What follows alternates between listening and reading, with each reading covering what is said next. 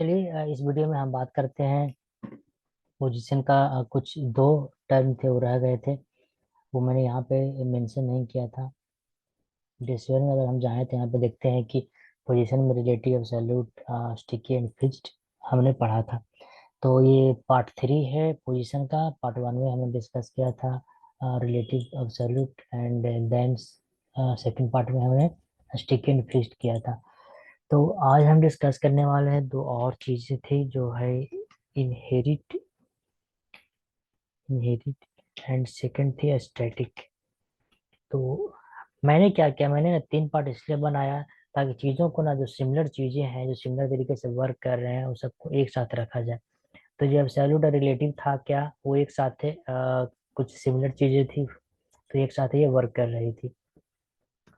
Sticky और fix क्या थी, दोनों सिमिलर चीजें थी, लिटिल बिट डिफरेंट था, इसलिए मैंने दोनों को एक साथ रखा। इनहेरिट और स्टैटिक को भी मैं एक साथ रखूंगा क्योंकि दोनों में भी कुछ चीजें है जो कॉमन है। ठीक है, तो चलिए जल्दी से शुरू करते हैं। क्या है इनहेरिट, क्या है स्टैटिक। तो हम डे 4 फाइल में जाएंगे, यही मेरा डे 4 फाइल और हमने इसको ओपन कर लिया है ब्राउजर में। तो ये डे 4 फाइल।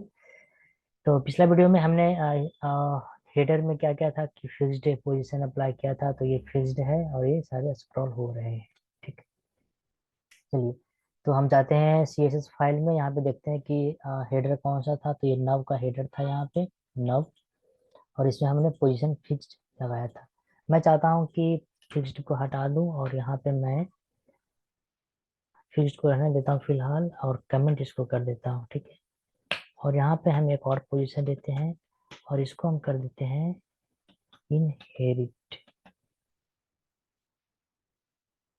ठीक है, अगर आप इनहेरिट को हटाकर अब ऐसे भी लिखोगे जैसे फिक्स्ड टाइप का, या फिर पोजीशन लिखकर कॉलन दोगे ना, तो देखिए यहाँ पे ना बहुत सारे ऑप्शंस आ रहे हैं इसमें। ये इनहेरिट, ये इनिशियल, ये सारी चीजें।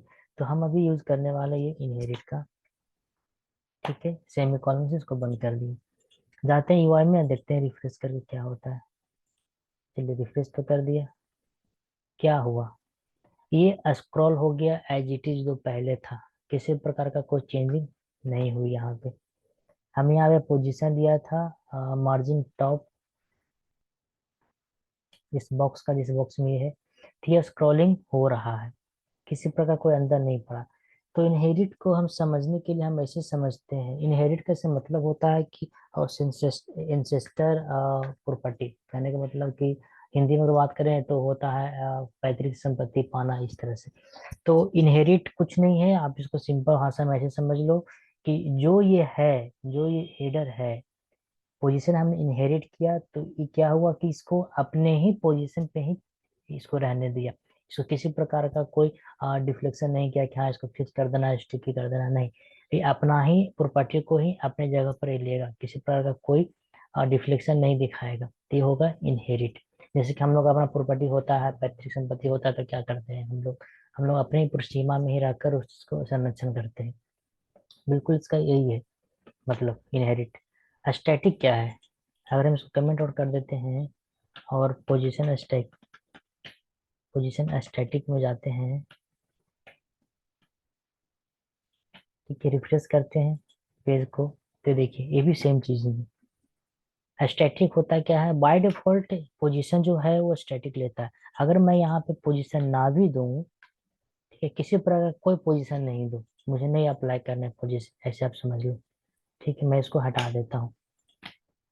तो जो चीजें आपको दिख रही है, जो आप प्लेन डिजाइन के रूप में बनाते हो विदाउट पोजीशन दिए हुए, तो जो चीज होती है वो बाय डिफॉल्ट पोजीशन स्टैटिक ही होती है। ठीक है, तो स्टैटिक का यूज हम पोजीशन जो एज इट इज है ना उसको बनाए रखने के लिए हम करते हैं। बट हम लोग यूज ना भी करें फिर भी वो एज इट इज ही रहेगी। तो ये बाय डिफॉल्ट होती है स्टैटिक। ठीक है, तो आप समझ गए होंगे कि क्या होता है इन दोनों का मतलब। फिलहाल मैं यहाँ पोजीशन फिक्स कर देता हूँ क्योंकि मुझे फिक्स चाहिए था। तो क्या होता है स्टैटिक और क्या होता है इनहेरिट, आप समझ गए होंगे। चलिए कुछ एक बार रिकैप कर लेते हैं इन सारे चीजों का। जो हमने पढ़ा था डे 7 में, ये रिलेटिव, एब्सोल्यूट और स्टिकी फिक्स्ड। तो रिलेटिव क्या करता था? रिलेटिव है जो ये अपने नॉर्मल जो पोजीशन इसका होता था, अपना पोजीशन, तो उस पोजीशन के इधर उधर वो मूव कर सकता था। चाहे तो ये बॉडी को पेरेंट मान ले, अगर बॉडी को अगर आप पेरेंट मानते हैं, जैसे कि यहाँ पे ये पूरा एक बॉडी है, ठीक है, स्ट्रक्चर, और आप चाहें तो डी 7 को कॉपी पाथ कर लें और नया टैब में हम खोलते हैं इसको। इसको नया टैब में खोलते हैं, ठीक है। ये बॉडी है, ये जो व्हाइट कलर में बैकग्राउंड में दिख रहा है ना, टोटल बॉडी है। तो रिलेटिव क्या करता था कि इस बॉडी के अंदर में इधर उधर वो मूव करता था। चाहे आप इसको ऐसे भी कह लो कि बॉडी को ये पेरेंट मान लिया है और इधर उधर मूव कर रहा है, ठीक है। या फिर ऐसे कह लो कि जो इसका जो नॉर्मल पोजीशन होता है अपना, जो इसका जो पोजीशन है जहाँ पे ये स्थिर था, जिसका यहाँ पे जहाँ पे मैंने इसको रखा था, उसका ऊपर नीचे लेफ्ट राइट ये मूव कर सकता है। एब्सोल्यूट में क्या था? एब्सोल्यूट में था क्या कि ये रिलेटिव को ढूंढता है कि कहाँ पे रिलेटिव है, ठीक है, जिसके संदर्भ में मैं इधर उधर मूव कर सकूं। तो ये एब्सोल्यूट का काम होता था। जैसे कि हमने देखा था पिछला बार, के एक बॉक्स बनाया था और बॉक्स के अंदर में ही एक एक और बॉक्स लिया था और उसको इधर उधर मूव करने की कोशिश किए थे। जैसे इस एग्जांपल में आप देख सकते हैं कि जो मैं आउट ऑफ स्टॉक लिया हूँ, ये क्या है? जो आउट ऑफ स्टॉक है वो पोजीशन एब्सोल्यूट है, और ये रिलेटिव को ढूंढ रहा है। जो रिलेटिव है क्या है? जो इसका ये बॉक्स है, ये जो रेड कलर का बॉर्डर दिख रहा है ना, ये बॉक्स है, ठीक है। स्टिकी में क्या हम सीखे थे?